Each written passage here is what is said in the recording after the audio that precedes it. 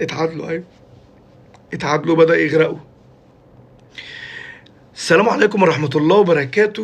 بسم الله الرحمن الرحيم. الزمالك طلع علينا الطلة الباهية النهاردة بعد ماتش وخسارة موجعة من الأهلي. الزمالك جه وقال لك تستناش مني حاجة، هتعادل وهضيع نقط وهحط نفسي في المسار اللي كل السنين اللي فاتت بحط نفسي فيها. الزمالك النهارده بيلعب ماتش قدام ارذل واخنق مدير فني جه في تاريخ الدوري. 8 متوشه متعادل، 8 متوشه في الدوري من اصل 10 متوشه لعبها. ملل ما بعده ملل يا اخي. 90 دقيقه تكره اللي انت قاعد بتتفرج عليهم. علاء عبعال حافظ، بص هرص 11. خطفت واحده ربنا رضانا، خطفت ما خطفتش انا هكفرك وهزهقك وانت قاعد بتتفرج. الزمالك النهارده نزل بأداء يا أخي، يعني بص، لو هنا ملل فهنا في زهق. النهارده في غياب عبد الله السعيد الزمالك ملوش شكل ولا ليه منظر. مفيش أي حاجة جديدة بتتقدم، مفيش خطورة، استحواذ على الفاضي. استحواذ الكرة في رجلينا، في رجل الزمالك ملهاش لازمة. وكابتن حلاء بقى واقف مترسينها خرسانة خرسانة ورا. الزمالك النهارده حاول واحدة التانية يعني بهرجله، فيها رجاله، مفيش عبد الله، فيها رجاله في نص الملعب. النهارده خطفوا واحده 1-0 للزمالك. الزمالك ضغط قال لك اخطف التاني. زريبو ارجع للقطات. النهارده مفيش شاشه، المطشه اللي على قدها مش هجيب لك حالات وادوشك. ارجع للجون. بينتهي عمل كارثه بعد منه عمر جابر الله يبارك له ساعد فيها. غزل المحله خطف الجون في غياب مين؟ كابتن حسام عبد المجيد. كابتن حسام عبد المجيد اللي قلنا لك ان هو نقطه ضعف خط دفاع الزمالك. كان مبشر، كان بان اللي جاي، كان جمهور الزمالك طالع بيه السما. بس هو يا اخي الحمد لله خيب ظن الجميع. نقطه ضعف كبيره قوي في الزمالك. وبص طول الدوري اي حد هيلعبهم يلعب الحته دي. النهارده مش في اختراق، في مرتده، بس غلطه بنتايج وغياب حسام عبد المجيد. ماتش ما فيهوش حاجه اصلا كوره يعني تتكلم عليها. كابتن علاء عبد العال يا اخي بص، تعيد تزيد وشه هو ومطوشته هي وتقعد تحس ان الدنيا بتتعاد، الفرقه اللي قدام منه بتتغير والدنيا بتتعاد. بس هو لون التيشيرت الفرقه اللي قدام منه. لاعب 10 مطوشه متعادل 8. متعادل 8 يعني بص يعني. المهم بقى جالنا نادي القرن، جالنا النادي اللي جاي متنعنش بالديربي. والدنيا كانت بص يا اخي النفس مفتوحه على الاخر. نزلنا النهارده بوم، اول التاني التالت بأداء يا اخي. بص انت قاعد ايه؟ متسلطن. وكابتن الهن ارنولد الهن النهارده والله العظيم 3 ما خبى عليك سر. الهن اول لما عمل كده وكوكا دخل حطها قلت استر يا رب. ما بتكملش لما بيفيرال في الماتش هاني، ما بتكملش على خير. حسين الشحات النهارده العين يا اخويا، العين دي بيعها ب 70 80 الف جنيه عم حسين في مدينه السلام لاخواتك. الله يستر عليك. الدنيا العين بقت علينا بعد الجونين والبيلين الماتش اللي فات. العين علينا الدم يشيل العين. كان جد الله يرحمه يقول لك كده.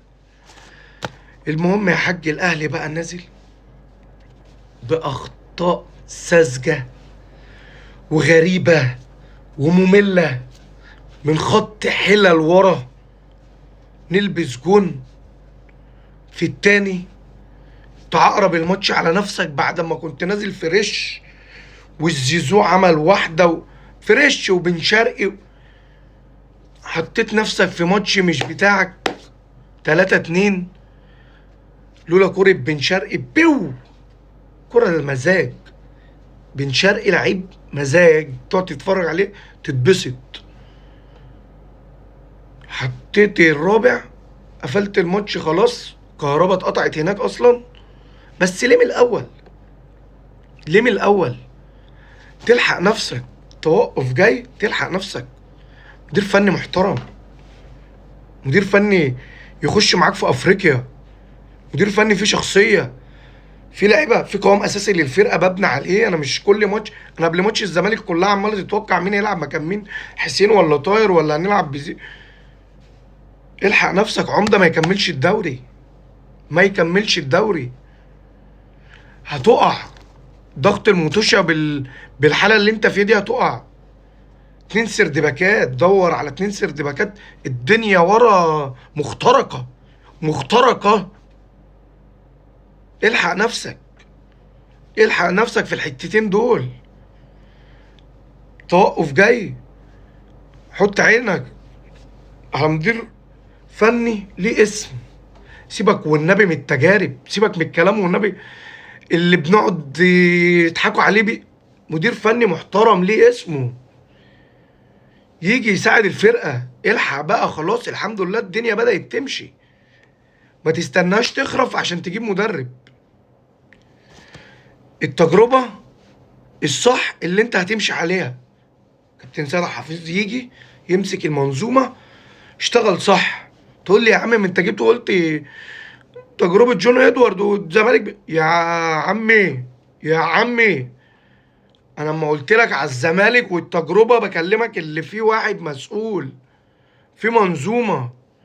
الزمالك بيخسر وهيغرق وهيقع مش بسبب التجربة ولا بسبب اللي بقى فيه مدير رياضي، بسبب حاجات تانية بره الكورة، بسبب ان مفيش ده، مفيش فلوس، مفيش لعيب في مصر هيلعب. مفيش فلوس، مفيش لعيب في مصر هيلعب. هي ماشية كده. والزمالك عايز مدير فني. فيريرا ضعيف، فيريرا ما عندوش فكرة.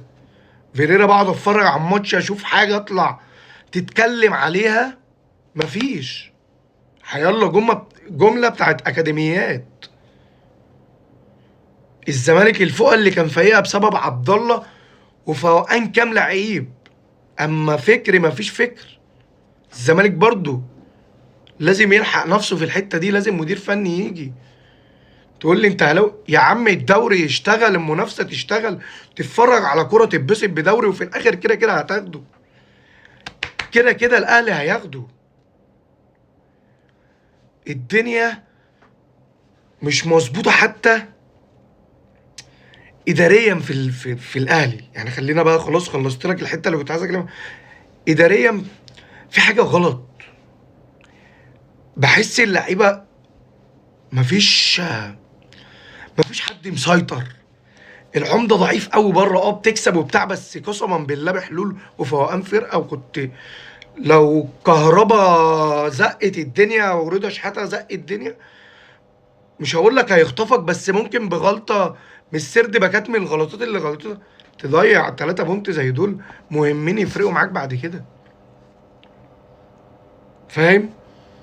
لازم تلحق نفسك. عايز برضه اتكلم في نقطه، لسه واخد بالي من قائمه منتخب حلم طولان المنتخب التاني. ببص على الاسماء في لعيبه، يعني المفروض المنتخب ده يتاخد فيه اللعيبه اللي ليها لقطات، اللي ليها ارقام، انك تساعد المنتخب بتاع حسام حسن تكتشف له لعيبه مفيرله في الدوري. يعني انت عندك مثلا مروان حمدي، مروان حمدي مش اساسي في بيراميدز. عندك مثلا قفشه مش اساسي برضه في الاهلي. لعيبه كتير في القايمه غريبه. يعني عندك مثلا وادي دجله، سكولز في نص الملعب مش موجود، فاروق مش موجود، دياستي مش موجود، ايو ده مش موجود، علي فوزي. اكتر الباكات او اكتر ال- ال- المساهمات اللي عاملها في الدوري دي، في الدوري السنه دي، ومن اكتر الناس عامل 4 اسيست وجاب جونين. علي فوزي مش موجود. زكريا بتاع غزل المحله، اتفرج عليه، اتفرج عليه النهارده وعلى ادائه، فرده شمال محترمه. لعيبه كتير. عايز اعمل فيديو عن اللعيبه فعلا اللي بره الاهلي والزمالك، ولو في لعيبه عجباك خش واكتب لي، وعايز اعمل فيديو فعلا على لعيبه بره الاهلي والزمالك كويسه. سلام.